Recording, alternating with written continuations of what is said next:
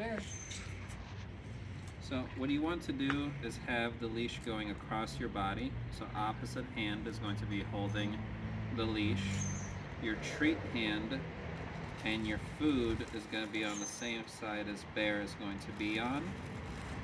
So you're going to give him a treat, and this treat hand is going to go back to holding the leash. So you're going to be walking like this, and eventually when you're walking, tell Bear is a good job. And when you're feeding him, you're not going to feed him out here. You're going to let him catch up to you. And either be it at pant seam, you're going to be letting go of the treat, or just a little bit ahead by your toes, so his legs line up with your pant seam. If something happens and he wants to go after it, this hand is pushing him back into position, not letting him get to that point, not letting him walk out in front of you. So this hand moves him back, and when this leash becomes nice and loose like this, that's when your hand can drop the leash, come into the pocket, and give him a treat by your side. You can also practice those sits next to you by pulling the lever backwards like this. So if he's standing, come here, Bear. If he's standing, you can say sit and pull it back like that. You can practice walking a couple of steps. Bear, come on.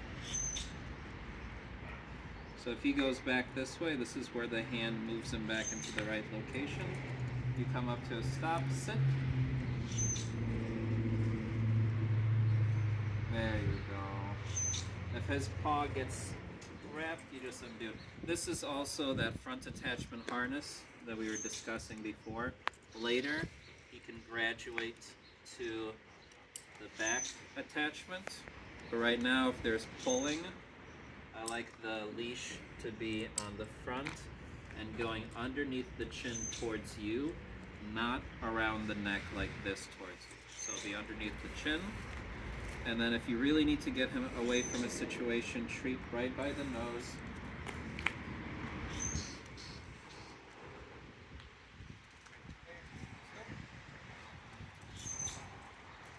So this hand is moving him this way, or that way. Good boy, Bear. You let go of the leash. You give him a treat where you want him to be. His head here, or his head a little bit ahead. You let go of the leash. You go right back in. If he approaches something he's not supposed to have, you're too good about this now, aren't you? You're way too good. He's like, you can't fool me. Leave it. Good boy. Let's go this way. Once he reconnects with you, that's when you can give him a treat. The look back and the walking. Again, I can switch positions. I'm going to switch hands. He's on this side. Secondary leash hand, ultimate leash hand, and the treats, or the anchored leash, the treats go this way. So when we approach something, come on, Bear, let's go. You can say leave it there, but really what you're doing is getting him used to walking next to you, and if he goes a little bit ahead, this hand pushes him back. And then you can always come to a stop, sit. He sits down. If you give him treats with the opposite hand and you walk around this way, there's a lot of crossing over your feet like this. So that's why we want the food to come from the same hand, so there isn't any of this crossing over, trying to meet you halfway. When you're about to do this, you get a dog that walks in front of you that way. So that's why it's beneficial to have food on the same hand, leash crossing your body this way, this hand moving him back into whatever position. And if he's out in front of you like this, getting him back into position, I can say by my side, with me. But you take a treat and you do this J turn, having him come back and then back around, and you can even have him go into a sit or just a stand. So if he's out there somewhere and you want him to be by your side this way, you can tap your side, say by my side, heel, let's go, and then take him. You could even take one step backwards You know, ultimately it's just doing this with your hand, but you see I couldn't get him past me, so I'll take a step back while I do this, moving him. Come on, buddy, let's go. There. There. Take one step back, complete that J turn forward, and you have him next to you, and you can continue walking him this way. And again, if he gets ahead of you for some reason, if you want him back, Bear, over this way. And you can see, like, I don't always have to take that step backwards. I can kind of meet him so that as he's walking towards me, Bear, on my side, I get him already sitting over there. So this is just to get him back into position. Once he is in position, you talk to him. Let's go. Come on, Bear. Give him a little hold. And then as you're walking with him, oh, you found the ones on the ground. Let's go, Bear. Leave it. Good boy. Out here, where he meets you, it's not, you're not treating him out there, you're treating him so he catches up and then he's in position. So we're gonna go downstairs and do some more distraction work on leash. This is the Freedom No Pull harness. I'll send you links with these. They also have a leash that attaches to the other bit here, and you walk him like this, and you have front attachment and back attachment both working in your favor like this. But long leash, you can get away with it being this way. So you can put a pause.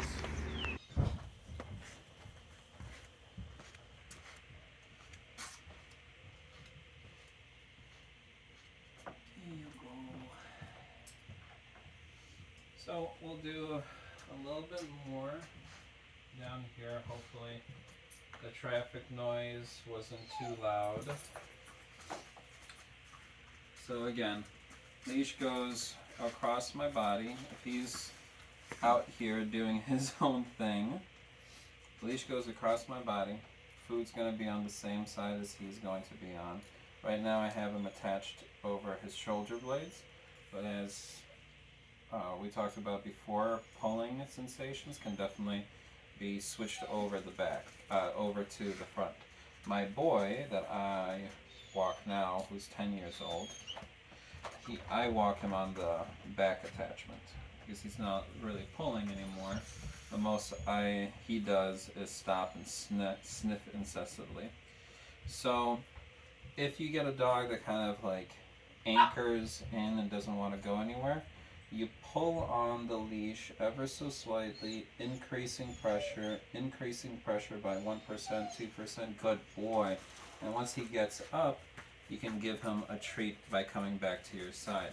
This basically what it does is starts to teach him that anytime he feels pressure on the leash, to walk into that pressure, good boy, rather than being resistant to the pressure of the leash. So a little bit of pressure on the leash, he goes into that side, good boy. You can do this as a separate technique and practice all together. A bit of tension on the leash, he gets up, good boy, good man, you're doing so well, you don't even know what you're doing. Getting him back into position, nothing in my hand, which will then turn into a type of gesture. There.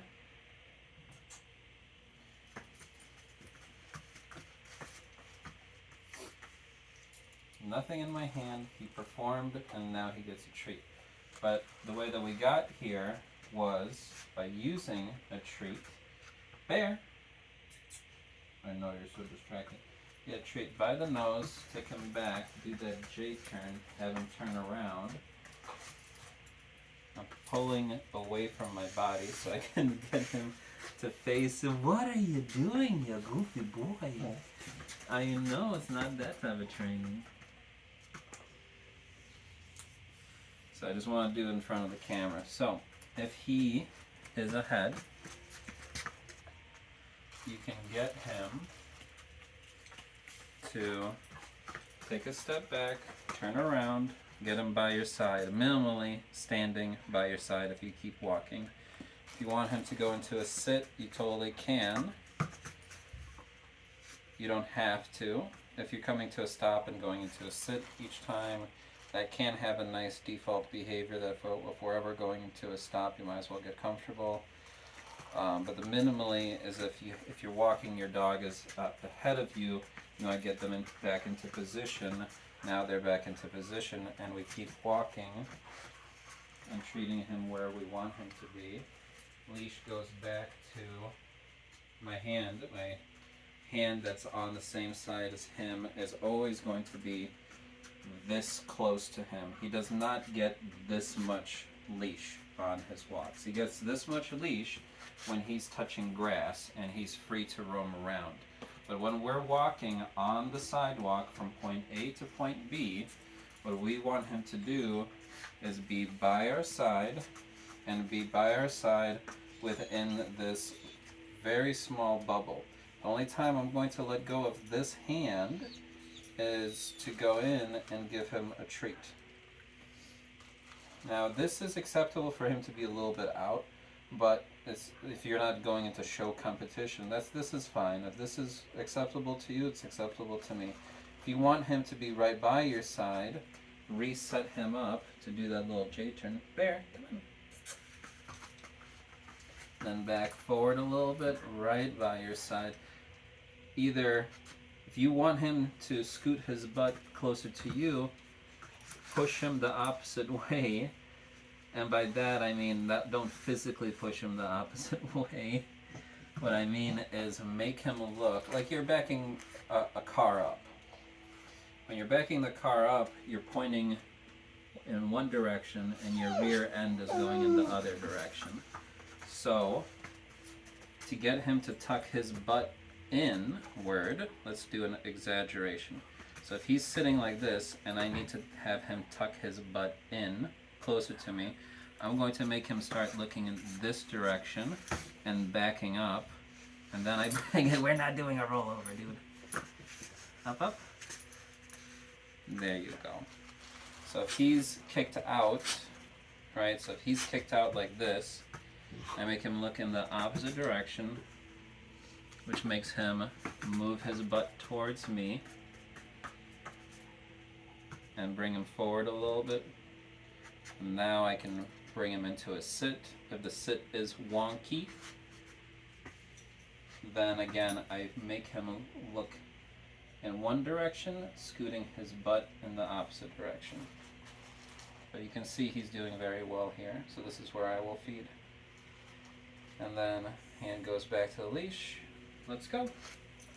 And you can practice this all at home as well. You can practice taking some things, dropping them on the ground, leave it.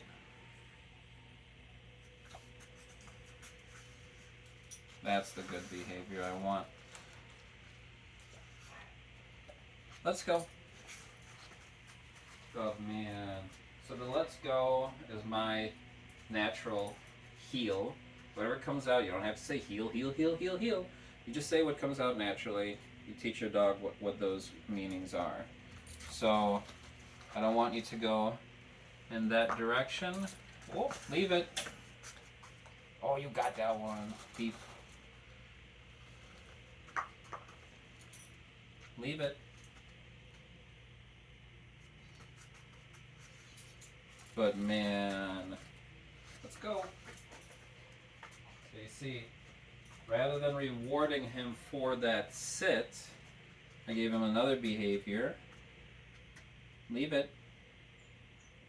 Gave him another behavior of following me and then getting a treat. Good man. Let's go. Good boy.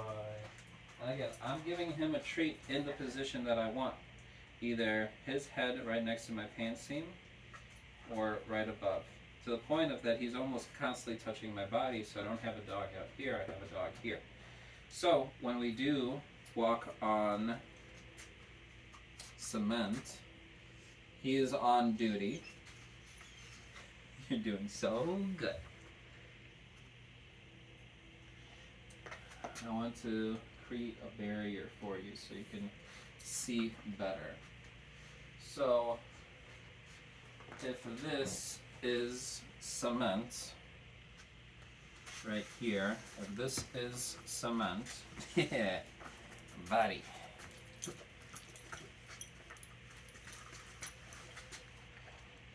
If this is cement you're walking on, I don't want him to have enough leash to go onto the grass like this. I want to be off center from the center of the cement pathway. I'll help you get that one. I'll help you get that one. Oh, it's mine now. I got it. You see? It's gone. I have it. There. And I want him to be in the center of the cement. So what ends up happening, he's like, is this the bad behavior? Come here, Bear, let's go. Bear. So as we're walking, he's gonna be in the middle of the path of the cement without enough leash to go off onto the grass. Of course I had to roll that way. So I don't want him to pull to go in that direction. Oh, these bounce right back, don't they? So one more time, let's see. Just roll them that way. Okay, that's good enough. So he has enough leash to stop him from crossing over onto the grass. I'm not going to give him all of this leash when I'm walking him. This is why I am off to the side. I'm on one edge. He is going to be in the middle, and never enough leash to cross over onto the grass until you say, go sniff. Let's go. Go sniff. And then he can go wherever he wants to go. He can go onto the grass, the cement. Then you walk him on the rest of the leash. If he's on the grass, wherever he's going, he has all of the leash. If he is on the cement, Bear, good boy, he is close like this, in this position. Good boy. You think you're just bad behavior.